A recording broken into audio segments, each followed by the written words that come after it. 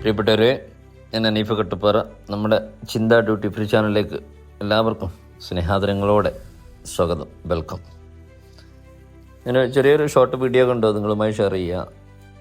ഇന്ന് വിശ്വാസികളുടെ, പ്രത്യേകിച്ച് മുസ്ലിം വിശ്വാസികളുടെ, ഇസ്ലാം മത വിശ്വാസികളുടെ നെഞ്ചത്ത് എണ്ണച്ചട്ടി പരിച്ചുകൊണ്ട്, നെഞ്ചത്ത് വെച്ചുകൊണ്ട് അതിൽ റീൽസോ ഫിലിമോ ചെയ്ത് വൈറലാക്കി ക്യാഷ് ഉണ്ടാക്കുന്ന ഒരു കൂട്ടർ.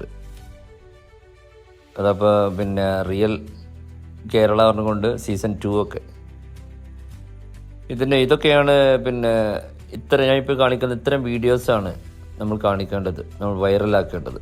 കേരളത്തിനകത്തും പുറത്തും ഉത്തരേന്ത്യൻ സംസ്ഥാനങ്ങളിലൊക്കെ ഇതാണ് കാണേണ്ടത്. ഇതാണ് ഒറിജിനൽ റിയൽ കേരള സ്റ്റോറി. ഒരു സൈനുദ്ദീൻ എന്നൊരാ ആള് പാപ്പാനായിട്ട്